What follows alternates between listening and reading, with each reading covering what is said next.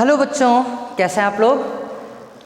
बच्चों थोड़ा सा आप लोगों की ऑनलाइन क्लासेस के अंदर थोड़ा सा इंटरप्शन है ड्यू टू द एग्ज़ाम्स जो कि आज से स्टार्ट हो गए हैं। ठीक है, तो हमने जहाँ तक लाइव क्लास के अंदर लाइव क्लास में जो जूम के थ्रू हमारी क्लासेस हो रही थी, ऑनलाइन क्लासेस हो रही थी, उसमें हमने करंट इलेक्ट्रिसिटी में बात करी थी। कहाँ तक? ड्रिफ्ट वेलोसिटी फाइंड करी थी। करंट इलेक्ट्रिसिटी में बात करो, इलेक्ट्रिक करंट क्या होता है उसके बारे में हमने बात करी थी बेटा। उसके बाद में हमने बात करी थी किसके बारे में, किसके बारे में बात करी थी हमने? इलेक्ट्रिक करंट के बाद में हमने बात करी थी ड्रिफ्ट वेलोसिटी की बात करी थी, मोबिलिटी की बात करी थी, रिलेशन देखा था इलेक्ट्रिक करंट और ड्रिफ्ट वेलोसिटी में, फिर रिलेशन देखा था ड्रिफ्ट वेलोसिटी और पोटेंशियल डिफरेंस में, यही बात करी थी बेटा। आज हम यहाँ पे बात करेंगे एक टॉपिक जो इम्पोर्टेंट है, जिसके ऊपर काफ़ी सारे न्यूमेरिकल्स हमने 10th क्लास में भी सॉल्व किए आप लोगों ने और हमें आप 12th में भी सॉल्व करने हैं। बात समझ आई बेटा? तो ध्यान से देखेंगे। आप लोगों का टॉपिक पढ़ा हुआ है 10th में, लेकिन फिर भी एक बार देखेंगे, उसमें बहुत सारी नई चीज़ें मैं आज आप लोगों को यहाँ पे बताऊँगा। ठीक है बेटा? तो आज का जो हमारा टॉपिक है वो है ओम्स लॉ। कौन सा है बेटा? Ohm's law. Ohm's law. ठीक है बेटा, ध्यान से देखेंगे सारे के सारे बेटा ध्यान से देखेंगे। ओम्स लॉ जो है आप लोगों के प्रैक्टिकल का भी टॉपिक है। ठीक है, आप लोगों के प्रैक्टिकल में भी ओम्स लॉ के बारे में एक एक्सपेरिमेंटल प्रूफ है, उसको सेटिस्फाई करना है, तो ध्यान से देखेंगे सबसे पहले। ठीक है, सबसे पहले मैं ओम्स लॉ का स्टेटमेंट बोलूँगा यहाँ पे। ओम्स लॉ का स्टेटमेंट क्या है बेटा, ध्यान से सुनना। लेट्स सपोज ये कंडक्टर है, ठीक है, तो मैंने इसके अक्रॉस क्या कर दिया, एक पोटेंशियल अप्लाई कर दिया। तो ओम्स लॉ क्या बोलता है? According to the Ohm's law at constant physical conditions, देखो यहाँ पे एट कांस्टेंट फिजिकल कंडीशंस।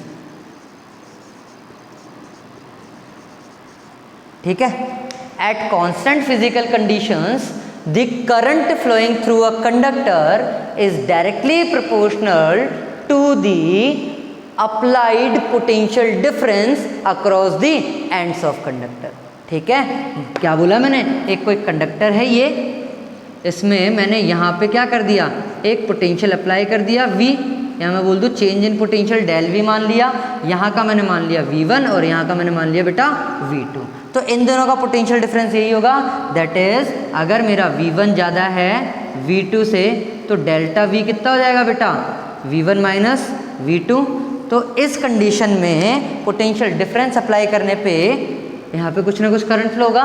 तो ये करंट कितना होगा ये डिपेंड करेगा कि इसके एंड्स में मैंने कितना पोटेंशियल डिफरेंस बेटा अप्लाई किया हुआ है। That means delta V is directly proportional to the I। कितना करंट वहाँ पे बेटा क्या होगा, फ्लो होगा, या फिर इसी को हम जनरली लिख देते हैं बेटा V is proportional to the I बोल देते हैं। ठीक है, अब देखो मैथमेटिक्स में हम क्या करते थे बेटा, एक प्रोपोर्शनलिटी साइन को हटाने के लिए कांस्टेंट लगाते थे, फिजिक्स में भी किया हमने। That means V is equals to R, यहाँ पे कांस्टेंट आ जाएगा। R क्या होगा बेटा यहाँ पे, कांस्टेंट, या इसी को हम जनरली देखते हैं V is equals to I R हो जाएगा हमारे पास में। यहाँ पे R क्या है, प्रोपोर्शनलिटी कांस्टेंट, और इसी का नाम हम क्या दे देते हैं बेटा, रेजिस्टेंस दे देते हैं। क्या नाम दे देते हैं, रेजिस्टेंस ऑफ कंडक्टर। ठीक है, अब देखो रेजिस्टेंस ऑफ कंडक्टर, जो भी कंडक्टर हमने लिया है तो हर कंडक्टर के लिए रेजिस्टेंस की वैल्यू क्या होगी बेटा, डिफरेंट होगी। ध्यान रखना, हर रेजिस्टेंस क्या होगा, रेजिस्टेंस के बारे में पढ़ेंगे हम। ठीक है, लेकिन होता क्या है वो बाद में देखेंगे, सिर्फ यहाँ पे ध्यान रखना हर कंडक्टर का रेजिस्टेंस क्या होगा बेटा, डिफरेंट होगा। अब देखो रेजिस्टेंस कहाँ पे इंट्रोड्यूस हुआ है, ओम्स लॉ के अंदर। तो इसी की जो है ऐसा यूनिट जो होती है, इसी की ऐसा यूनिट जो होती है वो क्या होती है बेटा, ओम होती है, और उसका सिंबल होता है ऐसे। ठीक है, याद करो टॉम एंड जेरी देखते थे ना आप लोग, ऐसे घर होता था, ऐसे दीवार होती थी, दीवार के अंदर ऐसे जेरी का घर होता था, वो बाद में से इधर से निकल के देखता था। तो अगर मैं पूरे को मिटा दूँ, ऐसे इसको मैं मिटा दूँ, ठीक है, ये लो, तो ये बन गया, मतलब ओम क्या है, जेरी के घर में रहता है, तो ओम का सिंबल भी हो जाएगा ये। ठीक है, ओमेगा जिसे अपन बोलते हैं। ठीक है बेटा, समझ आया?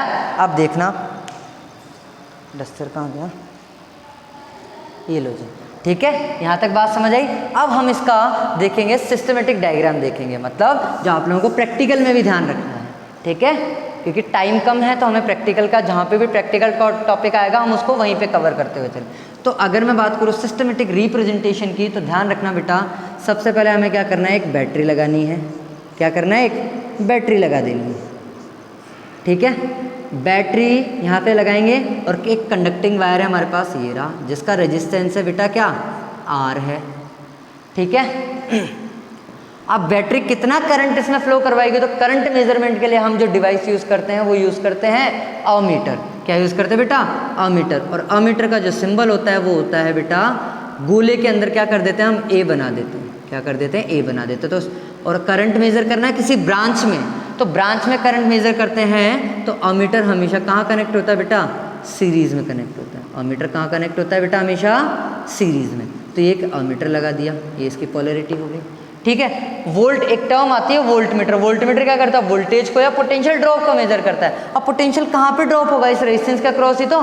V इक्वल्स टू क्या हो गया, IR, मतलब कितना वोल्टेज का ड्रॉप हो रहा है रेजिस्टेंस के अक्रॉस। तो देखो यहाँ इसके, और वोल्टमीटर हमेशा लगता है बेटा पैरेलल के अंदर, तो यहाँ पे हम क्या करेंगे, एक वोल्टमीटर लगा देंगे इसके साथ पैरेलल के अंदर। ये हो गया V।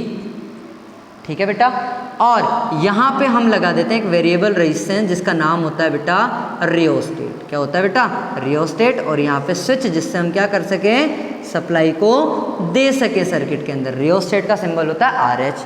ठीक है, ये हो गई हमारे पास में V वोल्ट की बैटरी, और ये हो गई हमारे पास में क्या, की बोल दो या स्विच बोल दो, जिसको ऑन करते ही इसमें क्या होगा बेटा, एक करंट फ्लो ना स्टार्ट हो जाएगा।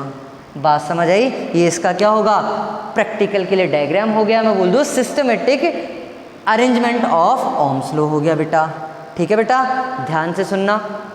ठीक है, अब यहाँ तक ओम्स लॉ की बात हुई। अब हमारे पास में ओम्स लॉ के बिहाफ पे हमारे पास में दो तरीके के मटेरियल्स होते हैं या दो तरीके के सब्सटेंस होते हैं। पहला ओमिक सब्सटेंस और दूसरा होता है नॉन ओमिक सब्सटेंस। ठीक है, पहला क्या होता है बेटा, ओमिक सब्सटेंस, और दूसरा होता है नॉन ओमिक। उससे पहले हम ओम्स लॉ के ग्राफ के बारे में बात करेंगे। किसके बारे में बात करेंगे, ओम्स लॉ के ग्राफ के बारे में। तो यहाँ देखेंगे बेटा, V इक्वल्स टू होता है हमारे पास में IR। V की वैल्यू क्या होती है हमारे पास में, V इक्वल्स टू IR होती है। ठीक है, तो यहाँ से जब मैं R की वैल्यू फाइंड करूँगा, यहाँ से मैं क्या करूँगा बेटा, R की जब मैं वैल्यू फाइंड करूँगा, तो यहाँ पे देखो थोड़ा सा उसमें दिख नहीं रहा है, V इक्वल्स टू IR। तो यहाँ से अगर मैं R की वैल्यू फाइंड करूँ तो R कितना हो जाएगा हमारे पास में, ये I नीचे चला जाएगा, that is R is equals to V upon I होगा हमारे पास में, यही होगा बेटा। ठीक है, तो अब देखो 10th क्लास में आप लोगों ने पढ़ा था कि ओम्स लॉ का कर्व कैसा होता है, लीनियर होता है या स्ट्रेट लाइन होती है। अब वो कैसे होती है हम उसको भी यहाँ पे देखेंगे। देखो मैंने बोला लेट सपोज पहली कंडीशन में वोल्टेज था V1। ठीक है, कि वोल्टेज कितना था बेटा, V1। ठीक है, और V1 की वैल्यू है 10 वोल्ट। कितनी है, 10 वोल्ट। अब डायरेक्टली प्रोपोर्शनल है, तो उस समय मैंने मान लिया I1 हमारे पास में है 5 एम्पियर। कितना है, 5 एम्पियर। तो यहाँ से R कितना निकल के आएगा बेटा, V अपॉन I से, मतलब V1 R1 कितना होगा, V1 अपॉन I1। ठीक है, that is 10 upon 5 which is equals to 2 ohm. अब मैंने क्या कर दिया, सेम प्रोपोर्शन में बढ़ाना, मतलब वोल्टेज को मैंने क्या कर दिया, फर्स्ट कंडीशन में तो इतना था, सेकंड कंडीशन में वोल्टेज को रख दिया मैंने डबल कर दिया, मतलब 20 वोल्ट। तो सेम ही प्रोपोर्शन में क्या होगा, करंट इंक्रीज होगा, मतलब करंट भी कितना हो जाएगा, I2 is equal to just double, मतलब 10 एम्पियर। तो यहाँ से R2 कितना होगा बेटा, V2 upon I2, that means कितना हो जाएगा, 20 upon 10 which is equals to 2 ohm हो जाएगा। ठीक है, सेकंड कंडीशन हो गई। एक और कंडीशन ले लेते हैं हम लोग, V3। फिर मैंने V2 को क्या कर दिया, फिर से डबल कर दिया, मतलब अब हो गया ये 40 वोल्ट। तो करंट भी क्या हो जाएगा, जस्ट डबल, 10 का डबल हो जाएगा 20 एम्पियर। ठीक है, तो R3 कितना हो जाएगा, V3 upon I3, that is 40 upon 20, that is again 2 ओम निकल के आएगा बेटा। बात समझ आई। तो देखो रेजिस्टेंस क्या बोला था यहाँ पे, कांस्टेंट ही तो था, प्रोपोर्शनलिटी कांस्टेंट। तो देखो यहाँ पे भी 2 ओम, यहाँ पे भी 2 ओम, और यहाँ पे भी क्या है बेटा, 2 ओम निकल के आया। मतलब ये वैल्यू हमेशा क्या आ रही है मेरे पास, कांस्टेंट आ रही है। तो ये इस चीज़ को तो सेटिस्फाई करता है कि रेजिस्टेंस क्या है किसी भी कंडक्टर का, एक बार जो हमने डिसाइड कर लिया कांस्टेंट फिजिकल कंडीशंस के ऊपर, वो क्या रहेगा, कांस्टेंट रहेगा, that is it is a proportionality constant. अब होता क्या वो अभी देखेंगे, आराम से देखेंगे हम बेटा इसके बारे में भी। देखो यहाँ पे अब हम बात करेंगे किसके बारे में बेटा, देखो अब अगर इन्हीं वैल्यूज़ को हम ग्राफ पे रिप्रेजेंट करें, किसके ऊपर, ग्राफ पे अगर मैं इन वैल्यूज़ को रिप्रेजेंट करता हूँ, अरे सीधी लाइन मतलब, ठीक है, यहाँ पे मैंने ले लिया इलेक्ट्रिक करंट और यहाँ मैंने ले लिया पोटेंशियल डिफरेंस, ये हो गया 0, ठीक है। करंट क्या है 5, 10, 20, तो मैंने बोला करंट हो गई ये 5, 10, 15 और 20। ये काम आप करेंगे ग्राफ का जो छोटे क्लासेस में आप लोग सीखते हैं। यहाँ पे ठीक है वोल्टेज क्या है 10, 20, 40, मतलब इसको ले लिया 10, 20, 30 एंड 40, ठीक है। देखो 10 वोल्ट पे करंट कितना अपना 5 एम्पियर, मतलब ये आएगा कहीं यहाँ पे इस पॉइंट पे आएगा बेटा, ठीक है। सेकंड देखो 20 वोल्ट पे करंट कितना है 10 एम्पियर, 20 वोल्ट हो गया मेरा ये और करंट आ गया मेरा कितना बेटा 10 एम्पियर। 40 वोल्ट पे करंट कितना है 20 एम्पियर, मतलब 40 वोल्ट ये रहा, ठीक है, और 20 एम्पियर यहाँ पे कहीं पे है, ठीक है बेटा। अब देखो इसको मिलाऊंगा तो एक स्ट्रेट लाइन बनेगी नहीं बनेगी, स्ट्रेट लाइन बनेगी ना हमारे पास में, एक सीधी लाइन बन गई हमारे पास में। तो ओम्स लॉ का जो ग्राफ होता है उसका नेचर कैसा होता है बेटा, लीनियर कर्व होता है या एक स्ट्रेट लाइन होती है। ये क्या बना दिया हमने, आर के लिए निकल के आएगा, क्योंकि आर की तो वैल्यू निकल रही है वी और आई के रिलेशन से, तो ठीक है बेटा, ध्यान रखना बहुत इंपॉर्टेंट था यहाँ तक, ठीक है। अब इसके बाद में जो है हम लोग बात करेंगे किसके बारे में बेटा, लिमिटेशंस ऑफ ओम्स लॉ की। किसके बारे में बात करेंगे बेटा, लिमिटेशंस, कि अगर ओम्स लॉ हम यूज़ कर रहे हैं तो ऐसा तो नहीं है कि हर जगह हम लोग ओम्स लॉ को क्या कर दें, यूज़ कर दें, कोई ना कोई तो चीज़ होगी जो उसको क्या करे बेटा, रिस्ट्रिक्ट करती हो, मतलब जहाँ जाके ओम्स लॉ एक्ट नहीं करता हो। उससे पहले मैंने एक टर्म बोली थी कांस्टेंट फिजिकल कंडीशन, तो कांस्टेंट फिजिकल कंडीशंस का मतलब समझ लेना बेटा। कांस्टेंट फिजिकल कंडीशन में हम एक बहुत इंपॉर्टेंट टॉपिक, जो सबसे इंपॉर्टेंट पॉइंट जो है, फैक्टर जो है, उसको बोलते हैं हम टेम्परेचर, जो सबसे ज़्यादा रोल प्ले करता है रेजिस्टेंस के लिए, ठीक है। देखो टेम्परेचर क्या करता है, जैसे ही मैंने टेम्परेचर को इंक्रीज़ किया तो टेम्परेचर को इंक्रीज़ करते ही क्या होगा बेटा, टेम्परेचर का हीट एनर्जी है, हीट एनर्जी जैसे ही किसी एटम को मिलोगे तो एटम के बॉन्ड्स क्या होंगे, एनर्जी गेन करते ही ब्रेक होना स्टार्ट होंगे, मतलब नंबर ऑफ इलेक्ट्रॉन क्या हो जाएंगे, फ्री हो जाएंगे। तो जितने ज़्यादा नंबर ऑफ इलेक्ट्रॉन्स फ्री होंगे कोलिजन भी उतना ज़्यादा होगा, तो रेजिस्टेंस क्या कर जाएगा, इंक्रीज कर जाएगा। इसलिए टेम्परेचर को भी कांस्टेंट रखना होता है। दूसरा है बेटा प्रेशर, प्रेशर क्या करता है, टेम्परेचर से रिलेट करता है, मतलब डायरेक्टली प्रोपोर्शनल है, तो प्रेशर भी क्या करेगा, उसके कोलिजन को बढ़ा देगा, मतलब रेजिस्टेंस को बढ़ा देगा। थर्ड पॉइंट आता है लेंथ, लेंथ कांस्टेंट रखनी पड़ेगी, अगर लेंथ बढ़ा दोगे तो अभी फैक्टर देखेंगे, लेंथ बढ़ाते रेजिस्टेंस में क्या हो जाता है बेटा, इंक्रीज हो जाता है, तो थर्ड फैक्टर है लेंथ, वो भी कांस्टेंट रखनी पड़ेगी। फोर्थ है हमारे पास में cross section area,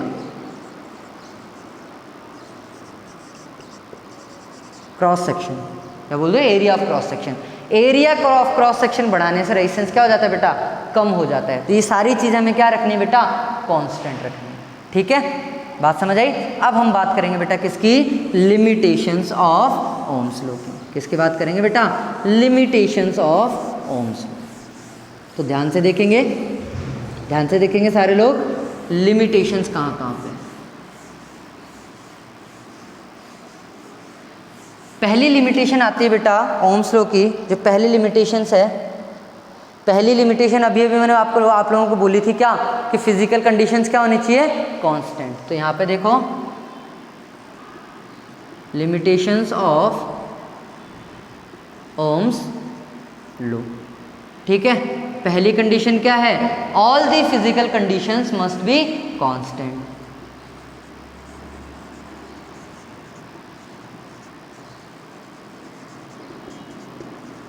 conditions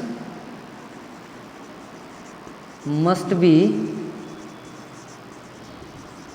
constant, ठीक है। सेकंड जो आता है वो क्या आता है बेटा हमारे पास में, ओम्स लॉ जो है वो हमारा शॉर्ट सर्किट पे कभी भी वैलिड नहीं होता है। क्या नहीं होता बेटा, शॉर्ट सर्किट पे कभी भी वैलिड नहीं होता है। कैसे,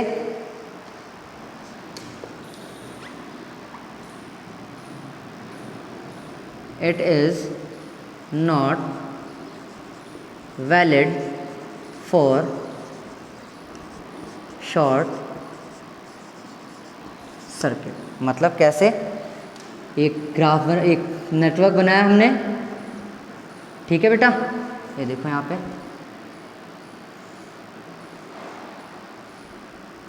हमने क्या कर दिया, एक नेटवर्क ड्रॉ किया, यहाँ पे बैटरी लगा दी या वोल्टेज सोर्स लगा दिया, जो भी आप नाम देना चाहें, ठीक है।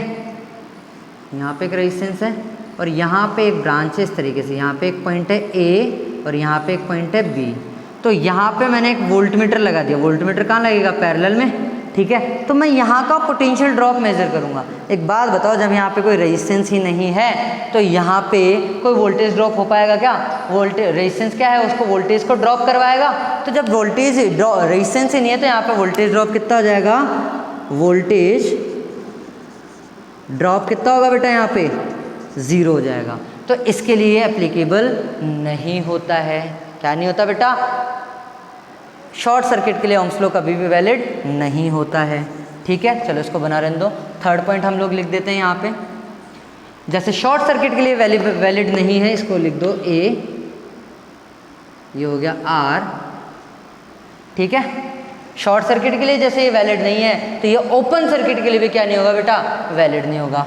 कैसे नहीं होगा, देखो मैंने बोला यहाँ पे एक मैंने लगा दिया, बैटरी लगा दी इस तरीके से, ठीक है, तुम्हारी मर्जी कुछ भी लगाओ। एक रेजिस्टेंस लगा दिया, एक ये ओपन सर्किट हो गया, ये ए टर्मिनल है, ये बी टर्मिनल है, यहाँ पे वी वोल्ट की मैंने बैटरी लगा दी, ये हो गया आर हो गया, ठीक है बेटा। अब देखो क्या इसमें करंट फ्लो होगा? जब तक स्विच ही ओपन नहीं, स्विच ही ऑन नहीं किया मैंने, तो करंट फ्लो हो सकता है क्या? तो जब करंट की वैल्यू यहाँ पे 0 हो गई तो क्या यहाँ पे कोई ड्रॉप होगा क्या वोल्टेज का? नहीं होगा। क्यों? क्योंकि वोल्टेज का ड्रॉप यहाँ पे क्या होगा, I into R, Ohm's law से। तो यहाँ पे तो कोई ड्रॉप ही नहीं हो रहा और रेजिस्टेंस के अंदर ड्रॉप नहीं हो, ऐसा पॉसिबल है क्या? नहीं। मतलब ओम्स लॉ यहाँ पे भी क्या नहीं होता बेटा, वैलिड नहीं होता है, यहाँ पे भी वैलिड नहीं होता है। तो तीनों पॉइंट आप लोग क्या करेंगे बेटा, ध्यान रखेंगे, ठीक है। अब इसके बाद में हम बात करते हैं रेजिस्टेंस एंड रेजिस्टिविटी, जो कि आज के इस लेक्चर का लास्ट टॉपिक होगा, ठीक है बेटा। अब देखो यहाँ पे हम बात करेंगे किसकी, रेजिस्टेंस की। तो ध्यान से सुनना बेटा definition, resistance is the property of any material और substance by which it opposes the flow of charges और इलेक्ट्रिक करंट, ठीक है। देखो रेजिस्टेंस का सिंबल होता है बेटा आर, ठीक है। मैंने क्या बोला, resistance is the property of any material, मतलब हर मटेरियल की क्या होगी, वो प्रॉपर्टी हो। तो मतलब हर मटेरियल के ऊपर वो क्या होती जाएगी, चेंज हो जाएगी, क्योंकि सबकी अपनी अपनी प्रॉपर्टीज होती हैं। तो ये क्या है, प्रॉपर्टी ऑफ मटेरियल। क्या है बेटा, प्रॉपर्टी ऑफ मटेरियल, जो क्या करती है, अपोज करती है, which opposes the flow of charges और करंट, ठीक है। इलेक्ट्रिकल चार्जेस या इलेक्ट्रिक करंट के फ्लो का क्या करे, अपोज करे। ऐसा यूनिट अभी अभी बताई थी, कितनी हो जाएगी ऐसा यूनिट इसकी, ओम हो जाएगी, जिसका सिंबल होता है ये ओमेगा वाला, ठीक है। अब देखेंगे कि हमारा जो रेजिस्टेंस है वो किस किस फैक्टर पे डिपेंड करता है। तो इसमें सबसे पहला ही फैक्टर लेना हमें टेम्परेचर। कौन सा फैक्टर लेना है, टेम्परेचर, ठीक है बेटा। तो ध्यान देना, टेम्परेचर की अगर मैं बात करूं तो जैसे जैसे टेम्परेचर को इंक्रीज करूंगा रेजिस्टेंस भी क्या होता जाएगा, इंक्रीज होगा, ठीक है। तो रेजिस्टेंस टेम्परेचर के क्या है बेटा, डायरेक्टली प्रोपोर्शनल। टेम्परेचर इंक्रीज होगा, रेजिस्टेंस अपने आप इंक्रीज हो जाएगा। सेकेंड पॉइंट हमारे पास में आता है बेटा लेंथ। कौन सी आती है बेटा, length of conductor, length of conductor L, ठीक है। जितनी ज़्यादा लेंथ होगी उतना ज़्यादा क्या होगा, रेजिस्टेंस होगा। मतलब R is proportional to the L, यहाँ पे भी लिख दो R is proportional to the T हो जाएगा, ठीक है। फिर हमारे पास थर्ड पॉइंट आता है क्रॉस सेक्शन एरिया, मतलब एरिया ऑफ क्रॉस सेक्शन, ठीक है, कैपिटल ए। तो जितना ज़्यादा क्रॉस सेक्शन एरिया होगा चार्जेस उतने ज़्यादा निकल पाएंगे ना। देखो घर का पानी वाला पाइप होता है पतला, उसमें से पानी जाता है कम। टैंकर वाला पाइप होता है मोटा, उसमें से पानी जाता है बहुत ज़्यादा। तो उसका एरिया ऑफ क्रॉस सेक्शन ये होता है, एरिया ऑफ क्रॉस सेक्शन वो बढ़ गया तो चार्जेस भी जितने उतने ही ज़्यादा जा पाएंगे। तो ये क्या हो जाएगा, R is inversely proportional to the 1/A। अब इन दोनों फैक्टर्स से मैं क्या करूँगा बेटा, इन दोनों फैक्टर से क्या करूँगा, R is proportional to the L/A लिख सकता हूँ। ठीक है, तो यहाँ पे प्रोपोर्शनलिटी साइन को हटाऊंगा तो मेरे पास एक कांस्टेंट आएगा that is row L/A, row L/A। और ये रो क्या है हमारे पास में यहाँ पे बेटा, रेजिस्टिविटी, रेजिस्टिविटी। ठीक है, और रेजिस्टिविटी के अलावा इसका एक और नाम होता है, उसे हम बोल देते हैं स्पेसिफिक रेजिस्टेंस। क्या बोल देते हैं बेटा, स्पेसिफिक रेजिस्टेंस बोल देते हैं, मतलब इस पर्टिकुलर स्पेसिफिक। अब देखो होगा क्या वो बताऊंगा, पहले इसकी यूनिट फाइंड करते हैं। ठीक है, रेजिस्टिविटी की निकालनी है तो देखो इनको इधर लेके जाऊंगा तो रो इज इक्वल्स टू आर, इधर आएगा तो इनटू ए, और ये प्रोडक्ट में था तो डिवाइड में अपॉन एल। ठीक है, आर की यूनिट क्या होती है बेटा, आर की यूनिट क्या होती है ओम, एरिया की यूनिट होती है metre square, upon length measure करते हैं मीटर में, तो मीटर से मीटर कैंसिल आउट होगा तो जो रो होगा उसकी यूनिट क्या हो जाएगी, ओम इंटू मीटर। ये हो जाएगी इसकी यूनिट हो जाएगी। ठीक है, अब देखो रेजिस्टिविटी होती क्या है। ठीक है, क्या बेटा, रेजिस्टिविटी होती क्या है, तो ध्यान से सुनना। रेजिस्टिविटी क्या है तो रेजिस्टेंस ही, लेकिन किस तरीके से हम उसको निकालेंगे। Resistivity is the minimum resistance offered, I repeat minimum resistance. Resistivity is the minimum resistance offered by a conductor unit length per unit cross section area। मतलब मैंने क्या बोला, मिनिमम रेजिस्टेंस, उसको क्या करना है हमें, मिनिमम करना है। तो मिनिमम करना है तो उसकी लेंथ को भी मैंने जिन फैक्टर्स पर डिपेंड कर रहा था, लेंथ को भी मैंने क्या कर दिया 1 मीटर कर दिया, और उसके क्रॉस सेक्शन एरिया को भी 1 मीटर स्क्वायर कर दिया। तो अब जो वहाँ पे मिनिमम रेजिस्टेंस ऑफर्ड होगा उसी को हम क्या बोल देंगे बेटा, रेजिस्टिविटी बोल देंगे। क्या बोल देंगे बेटा, रेजिस्टिविटी बोल देंगे। आई होप समझ आया होगा। यहाँ तक अगर कोई डाउट हो तो आप लोग मुझसे पूछेंगे, और पेपर प्लीज़, आप लोगों की बोर्ड क्लास है तो पेपर ऑनेस्टी से दीजिएगा, चीटिंग मत करना। ठीक है बेटा, तब तक के लिए घर पे रहें, सेफ रहें और पढ़ाई करते रहें।